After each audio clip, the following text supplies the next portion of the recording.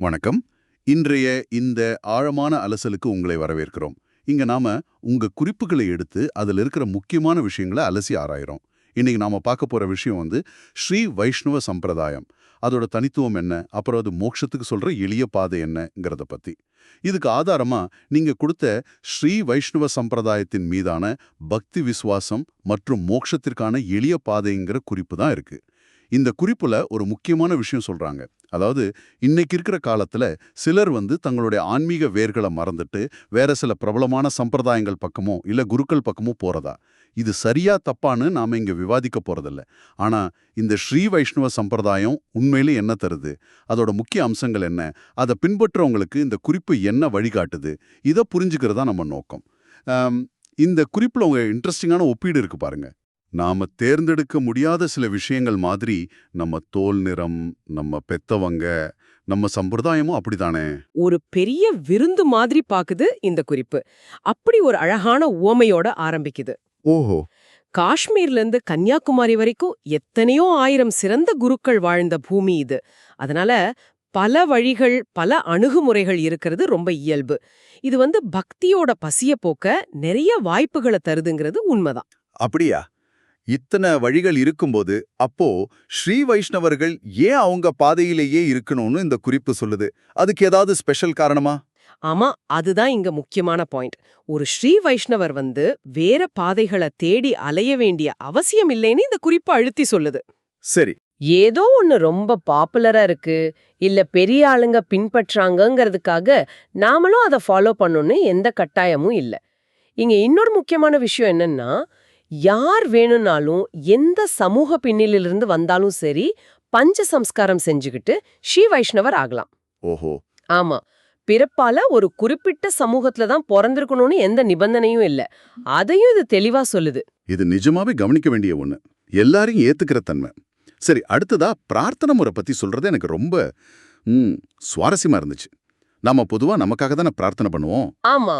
ஆனா இங்க பகவானோட நலம், அவரோட மகிமைக்காக பண்ணணும்னு சொல்றாங்களே, இதுக்கு பின்னால என்ன தத்துவம்? இது ஸ்ரீ வைஷ்ணவத்தோட ஒரு மெச்சூரிட்டி, ஒரு ஆன்மீக முதிர்ச்சியை காட்டுதுன்னு இந்த கருத்து சொல்லுது. பக்தர்களோட முழு கவனமும் பகவானோட நலம்லையும் பெருமைகளையும் தான் இருக்கணுமா, நம்ம சின்ன சின்ன ஆசைகள்ல இல்ல. சரி சரி. இப்படி செய்யும் போது சனக்காக இறைவன் கிட்ட திரும்ப திரும்ப கேக்குற அந்த அவசியம் குறைஞ்சிடுது. ஒரு மன அமைதிக்கு இது வழிவகுக்குன்னு கூட சொல்லலாம். அப்போ கோயிலுக்கு போனா என்ன கேக்குறது, வீட்ல சாமி கும்பிடும்போது? அங்கேயும் மங்களாசனம் பண்ணா போதுன்னு சொல்லுது இந்த குறிப்பு. அதாவது பகவானோட கல்யாண குணங்களையும் புகழையும் பாடுவது, இதுவே போதுமானது. ஒரு வகையில இது வேண்டுதல்களை தாண்டின ஒரு பக்தி நிலைன்னு சொல்லலாம். சரி. இப்போ தத்துவ ரீதியா, வரலாற்று ரீதியா சில விஷயங்கள் வருது. அந்த ஆரம்ப காலத்துல வெவ்வேறு வேதாந்த பள்ளிகளுக்குள்ள பயங்கர விவாதங்கள் நடந்திருக்குன்னு சொல்றாங்க. இன்னைக்கு அது சாதாரண மாதிரி தோணலாம், ஆனா அப்போ பெரிய கருத்து வேறுபாடுகள் இருந்திருக்கு இல்லையா? நிச்சயமா. குறிப்பா பிரபஞ்சத்தோட தன்மை, இறைவனோட உருவம், குணங்கள், அப்புறம் ரொம்ப முக்கியமா உடல் உயிர் உறவுன்னு சொல்ற விசிஷ்டாத்வைத கருத்து. ஆமா, அதாவது ஆத்மாவுக்கும் அது இருக்கிற உடம்புக்கும் உள்ள பிரிக்க முடியாத ஆனா வேறுபட்ட உறவு. இந்த மாதிரி விஷயங்கள்ல மத்த தத்துவங்களோட விளக்கங்களை ஸ்ரீ வைஷ்ணவத்தால ஏத்துக்க முடியலன்னு இந்த குறிப்பு சொல்லுது.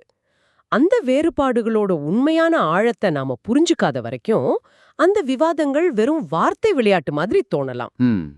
இங்க ஒரு சுய பரிசோதனையான கருத்தும் இருக்கு.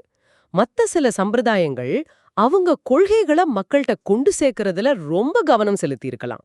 ஆனா ஸ்ரீ வைஷ்ணவம் தன்னோட அனுஷ்டானங்கள், நித்திய கர்மாக்கள், கோயில் ஆகமங்கள் இதுல அதிக கவனம் செலுத்தினதால தன்னோட வலுவான தத்துவ பின்னணியையும் வரலாற்றையும் பரவலா பிரச்சாரம் பண்றதுல கொஞ்சம் எப்படி சொல்றது பின்தங்கிடுச்சோன்னு ஒரு பார்வை இருக்கு. இது ஒரு இன்ட்ரெஸ்டிங்கான பார்வைதான். பல கலைகளிலும் வல்லவன், எதிலும் நிபுணன் இல்லைன்னு ஒரு பழமொழி இருக்கே, ஜாக் ஆஃப் ஆல் ட்ரேட்ஸ். அதை ஞாபகப்படுத்துது இந்த குறிப்பு. சனாதன தர்மத்துல இத்தனை ஆப்ஷன்ஸ் இருக்கிறது ஸ்ரீ வைஷ்ணவர்களுக்கு ஒரு கவனிச்சுதரலா? ஆமா, அது மனுஷ இயல்பு தானே. நம்ம கவனம் சீக்கிரம் சிதறிடும், கத்துக்கி கதை மறந்துடுவோம். அதனால நாம தேர்ந்தெடுத்த பாதையில கவனமா இருக்கணும்னா ரொம்ப வைராகியம் தேவை, மன உறுதி, விடாமுயற்சி வேணும்னு இது சொல்லுது. சரிதான். இத்தனை ஆன்மீக வழிகள் இருக்கும்போது தனக்குன்னு இருக்கிற பாதையில ஆழமா போகாம மேலோட்டமா எல்லாத்தையும் கொஞ்சம் கொஞ்சம் பாக்குறது, கடைசியில எதுலயுமே முழு தேர்ச்சி இல்லாம போயிடும்னு ஒரு எச்சரிக்கையும் கொடுக்குது. சரி, இந்த விவாதங்கள், அனுஷ்டானங்கள், பக்தி இது எல்லாமே கடைசியில எங்க கொண்டு போகுது? ஃபைனல் கோல் என்ன? இங்க சொல்றபடி பார்த்தா பெரும்பான்மான வேதாந்த பள்ளிகள் மாதிரிதான் ஸ்ரீ வைஷ்ணவத்தோட இறுதி இலக்கும் மோக்ஷம்தான், பிறவிச் சுழற்சியிலிருந்து விடுதலை. ஆனா அந்த மோக்ஷத்தை அடையறதுக்கு ஸ்ரீ வைஷ்ணவம் எப்படி ஒரு வழிய காட்டுதுங்கிறது தான் இங்க முக்கியம். ஆமாமா. பாஷ்யக்காரர் ராமானுஜர், அப்புறம் சுவாமி தேசிகன் இவங்க இத எளிமைப்படுத்தினதா சொல்றாங்களே, அது எப்படின்னு கொஞ்சம் விளக்க முடியுமா? ஸ்ரீமத் ராமானுஜர், அதாவது பாஷ்யக்காரர், அவர் வேத உபநிடதங்களோட சாரத்தை விளக்கி மோக்ஷத்துக்கான பாதையை தெளிவுபடுத்தினார். அவருக்கு பின்னாடி வந்த சுவாமி தேசிகன் மாதிரி ஆச்சாரியர்கள் அதை இன்னும் மெருகேத்தி ரகசியத்ரயம். ரகசியத்ரயம்னா? இதுவும் பரநியாசம், அதாவது பிரபத்தி, பகவான் கிட்ட முழுசா சரணடைறது, இந்த வழிமுறைகள் மூலமா ரொம்ப சிம்பிளா மாத்திட்டாங்கன்னு இந்த குறிப்பு சொல்லுது. ஸ்டெப் பை ஸ்டெப்பா தெளிவா விளக்கக்கூடிய வழிமுறைகளை கொடுக்கறதுல ஸ்ரீ வைஷ்ணவம் சிறந்ததுன்னு இதுல ஒரு கருத்து இருக்கு. இந்த சரணாகதி தத்துவத்துல கர்மாக்களோட பங்கு என்ன? 3 வகை கர்மா பத்தி பேசுதே. ஆமா, அது ரொம்ப இம்பார்ட்டன்ட். சஞ்சிதம், பல பிறவியா சேர்த்த கர்ம வினை. பிராரப்தம், இந்த பிறவில அனுபவிக்க வேண்டியது. ஆகாமி, இப்ப நாம செய்யறதால புதுசா வர்றது. சரி. இந்த 3 வகையான கர்மாக்களும் எவ்வளவு பெரிய சுமையா இருந்தாலும் சரி, முழுமையான சரணாகதி மூலமா பகவானால மன்னிக்கப்பட்டு அழிஞ்சிடுது. அதனால இந்த வாழ்க்கையோட இறுதியில நிச்சயம் மோட்சம் காத்திருக்குன்னு ஒரு வலுவான நம்பிக்கையே இந்த குறிப்பு தருது. இது முழுக்க முழுக்க பகவானோட கருணைய நம்பி இருக்கிற ஒரு பாதை. தேர்வு எழுதுன மாதிரி ஒரு ஊமை கூட சொன்னீங்களே, அது நல்லா இருந்துச்சு. ஆமா, அதான்.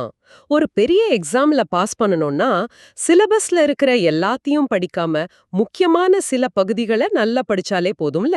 ஆமா ஆமா.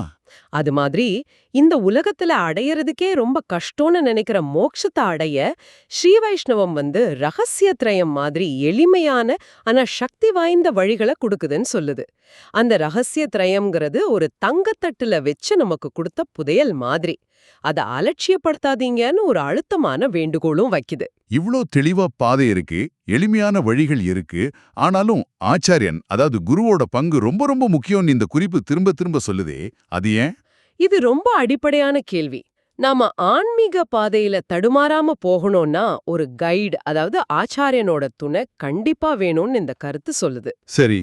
சரியான குருவோ வழிகாட்டுதலோ இல்லாததால தான் நிறைய பேரு அவங்களோட ஒரிஜினல் தர்மத்துல இருந்து விலகி போயிருக்காங்க, இல்லாட்டி தங்களுக்கே புதுசா ஏதாவது பிரிவுகளை உருவாக்கியிருக்காங்க. ஆனா ஸ்ரீ வைஷ்ணவத்துல குரு பரம்பரைங்கிறது ஒரு தொடர்ச்சியான வழிகாட்டுதலை கொடுக்குது.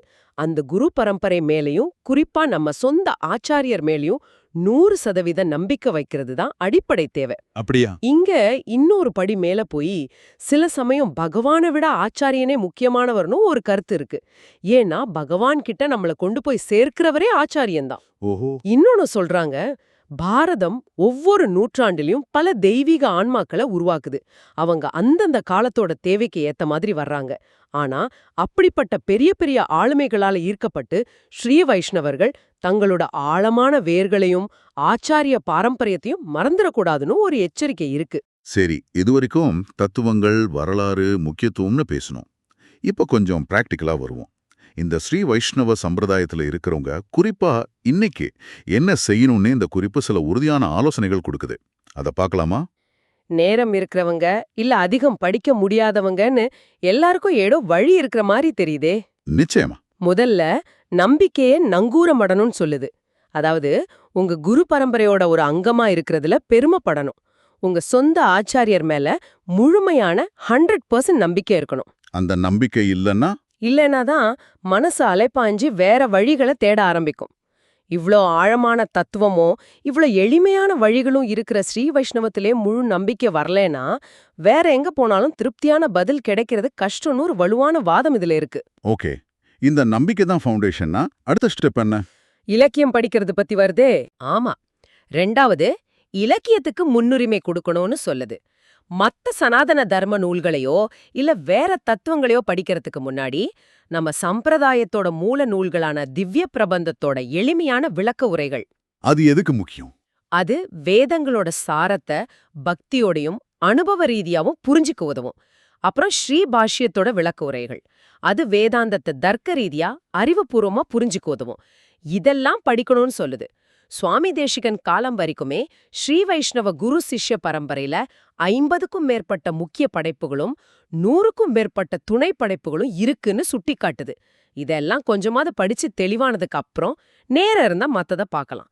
கையில வெண்ணெய் இருக்கும்போது நெய்க்கு ஏன் அலையணும்னு ஒரு கேள்வியும் கேக்குது. கையில வெண்ணெய் இருக்கும்போது நெய்க்கு ஏன் தேடணும்? நல்ல ஓமே. சரி, படிக்கும்போது இல்ல நெட்ல தேடும்போது குழப்பம் வருமே, அதை எப்படி தவிர்க்கிறது? அதுதான் 3வது பாயிண்ட். குழப்பத்தை தவிர்க்கணும். இப்பெல்லாம் இன்டர்நெட்ல எல்லா தகவலும் கிடைக்குது. ஆனா முறையான வழிகாட்டுதல் இல்லாம நேரடியா உபநிடதங்களையோ வேற தத்துவங்களையும் படிக்கும்போது குழப்பம் வரலாம். உதாரணத்துக்கு, பக்த பிரகலாதன் கதையில அத்வைத கருத்து இருக்கா அப்படின்னெல்லாம் தேவையில்லாம யோசிக்க தோணும். ஆமா, அது சரிதான். ஸ்ரீபாஷ்யம் மாதிரி ஆச்சாரியர்களோட விளக்கங்களோட வழிகாட்டுதலோட அணுகுனா இந்த மாதிரி குழப்பங்களை தவிர்க்கலான்னு இந்த பார்வை சொல்லுது. ஆச்சாரியர்களோட விளக்கங்கள் ஒரு லைட் ஹவுஸ் மாதிரி. ஆனா எல்லோருக்கும் இப்படி ஆழமா படிக்க ரிசர்ச் பண்ண நேரம் இருக்காது, பொறுமையும் இருக்காது. அவங்களுக்கு என்ன வழி? அவங்களுக்கும் சிம்பிளான வழி இருக்கு. நேரம் இல்லாதவங்க இல்ல பொறுமை கம்மியா இருக்கிறவங்க என்ன பண்ணலாம்? அவங்களோட நித்திய அனுஷ்டானங்கள், டெய்லி செய்ய வேண்டிய கடமைகள், அத முடிஞ்ச வரைக்கும் செய்யணும். அவங்க மடத்த ஆச்சாரியர் மூலமா முறையா பரநியாசம், அதாவது சரணாகதி செஞ்சுக்கணும். அப்புறம் பிரபன்ன தர்ம பஞ்சாங்கம், சரணடைஞ்சவங்க பின்பற்ற வேண்டிய 5 முக்கிய தர்மங்கள், அத ஃபாலோ பண்ணா போதும்னு சொல்லுது. இது ரொம்ப பிராக்டிக்கலான வழி. 5வதா குரு சிஷ்ய பரம்பரையை தெரிஞ்சுக்கிறதோட முக்கியத்துவம் பத்தி சொல்லுது. இது சும்மா பேர் தெரிஞ்சுக்கிறது மட்டுமா? பேர் தெரிஞ்சுக்கிறது ஒரு பார்ட் தான். நம்மாழ்வார்ல இருந்து சுவாமி தேசிகன் வரைக்கும் இருக்கிற முக்கியமான ஆச்சாரியர்கள்ல குறைஞ்சது ஒரு 20 பேராவது தெரிஞ்சு வச்சிருக்கணும். அதே மாதிரி நாம எந்த மடத்தையோ பரம்பரையோ சேர்ந்தவங்களோ அதோட கடைசி 3 ஆச்சாரியர்களோட பேராவது மனப்பாடம் பண்ணணும். இருக்கிற ஆச்சாரிய சந்நிதிகளுக்கும் முக்கியத்துவம் கொடுத்து கும்பிடணும். ஏன்னா முன்ன சொன்ன மாதிரி ஆச்சாரியன் பகவானை விட முக்கியமானவரா கருதப்படுறார். ரொம்ப முக்கியமா இந்த அறிவை அடுத்த தலைமுறைக்கு கடத்தணும். எப்படி கடத்துறது? வெறும் சடங்குகளை மட்டும் சொல்லி கொடுக்காம அதுக்கு பின்னால இருக்கிற வரலாறு, தத்துவம், ஆச்சாரியர்களோட பங்களிப்பு இதையெல்லாம் சேர்த்து சொல்லி கொடுக்கணும்னு பெத்தவங்களுக்கு அறிவுரை சொல்லுது. அடுத்த தலைமுறைக்கு இதை கொண்டு சேர்க்கிறது ஒரு சேலஞ்ச் தான். அதுக்கு ஏதாவது பிராக்டிக்கல் ஐடியா இருக்கா? ஆமா, இளைஞர் பங்கேற்பை என்கரேஜ் பண்ண ஒரு நல்ல ஐடியா சொல்றாங்க. ஆக்டிவா இருக்கிற ஸ்ரீ வைஷ்ணவ மடங்கள், ஆசிரமங்கள் இல்ல social media groups, Facebook, WhatsApp மாதிரி இவங்க எல்லாம் சேர்ந்து வருஷத்துக்கு ஒரு தடவை அவங்க பகுதியில் இருக்கிற குழந்தைங்களுக்கு ஒரு 15 வயசு வரைக்கும் ஸ்ரீ வைஷ்ணவ வரலாறு, தத்துவம், ஆச்சாரியர்கள் பத்தின விவரங்களோட ஒரு நாள் ஒர்க் ஷாப் நடத்தலாம். ஓ, கடைசியில ஒரு சின்ன போட்டி வச்சு பரிசு கொடுத்து அவங்கள உற்சாகப்படுத்தலாம். இது சின்ன வயசுலயே அவங்களுக்கு இந்த சம்பிரதாயம் மேல ஒரு பிடிப்பையும் பெருமையும் உருவாக்கும். இது ரொம்ப நல்ல யோசனை. கடைசியா ஒரு அர்ஜென்சியும் இது சொல்லுதில்ல, ஒரு அவசரத்தன்மை. ஆமா, உடனடியா தொடங்குங்கிறது தான் கடைசி ஆனா ரொம்ப முக்கியமான மெசேஜ். சனாதன தர்மம் ஒரு பெரிய கடல். அதோட முழு ஆழத்தையும் யாரும் பார்க்க முடியாது. ஆனா உண்மையான தேடல் இருக்கிற ஒவ்வொருத்தரும் அதோட அமிர்தத்தை சுவைக்க முடியும். நம்ம எல்லாருக்கும் இந்த வாழ்க்கையில நேரம் ரொம்ப கம்மி. சரிதான். அதனால இந்த பிறவியோட பயனை அடையணும்னா உபாசனை, சாதனை, அதாவது ஜபம், தியானம், பாகவத சேவை, பூஜை, சாஸ்திரம் படிக்கிறது, சரணாகதி, இதையெல்லாம் எவ்வளோ சீக்கிரம் முடியுமோ அவ்வளோ சீக்கிரம் ஆரம்பிக்கணும். வருஷம் முழுக்க படிச்சாலும் எக்ஸாம் எழுத ஹால் டிக்கெட் எடுத்துட்டு போறது கட்டாயம் இல்லையா? ஆமா. அது மாதிரி மோட்சம்ங்கிற கடைசி இலக்க அடைய இந்த பக்தி செயல்கள் அவசியம்னு வலியுறுத்தி முடிக்கிறாங்க. ஆக சுருக்கமா சொல்லணும்னா, ஸ்ரீ வைஷ்ணவ சம்பிரதாயம்ங்கிறது வெறும் ஒரு நம்பிக்கை முறை மட்டும் இல்ல. அது ஆழமான வேர்கள் கொண்ட ஒரு பாரம்பரியம், தெளிவான தத்துவங்கள் இருக்கு. முக்கியமா ஆச்சாரியரோட வழிகாட்டுதலோட மோட்சத்தை அடைய ஒரு எளிமையான பிராக்டிக்கலான பாதையை தருதுன்னு இந்த குறிப்பா அழுத்தமா சொல்லுது. நம்ம சொந்த பரம்பரை மேல அசைக்க முடியாத நம்பிக்கை, ஒரு கட்டமைக்கப்பட்ட கற்றல் முறை, தொடர்ச்சியான ஆன்மீக பயிற்சி, இதையெல்லாம் இது வலியுறுத்துது. இது ஒரு தெளிவான பாதை, ஆழமான தத்துவம், ஆச்சாரிய வழிகாட்டுதலோடு இருக்கிற ஒரு முழுமையான வாழ்க்கை முறைனே சொல்லலாம்.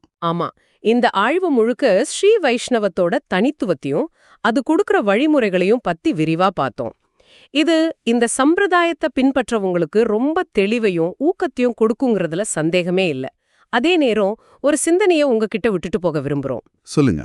நாம வாழ்ற இந்த நவீன உலகத்துல பலவிதமான தத்துவங்கள், வாழ்க்கை முறைகள், நம்பிக்கைகள் ஒன்னோட ஒன்னு கலந்திருக்கு. பலவிதமான கருத்துக்கள், அணுகுமுறைகள் நம்ம சுத்தி இருக்கு, நம்மள ஈர்க்குது. இப்படிப்பட்ட ஒரு சூழல்ல ஒரு குறிப்பிட்ட சம்பிரதாயத்து மேல முழுமையான பற்றுதலையும் நம்பிக்கையும் வச்சுக்கிறதுக்கும், அதே சமயம் மத்த சிந்தனைகளையும் கருத்துக்களையும் ஒரு திறந்த மனசோட அணுகி புரிஞ்சுக்கிறதுக்கும் இடையில இருக்கிற அந்த பேலன்ஸ், அந்த சமநிலைய நீங்க எப்படி பாக்குறீங்க? இதை எப்படி நடைமுறைப்படுத்துறதுங்கிறது நீங்க ஆழமா யோசிக்க வேண்டிய ஒரு கேள்வி. நிச்சயமா. இந்த கலந்துரையாடல்ல எங்களோட இணைஞ்சிருந்த உங்களுக்கு நன்றி. இங்க நாம பகிர்ந்துகிட்ட கருத்துக்கள் நீங்க கொடுத்த குறிப்போட அடிப்படையில இருந்தாலும் அது உங்க சிந்தனையை தூண்டி உங்க ஆன்மீக பயணத்துல இன்னும் கொஞ்சம் தெளிவு கிடைக்க உதவும்னு நம்புறோம்.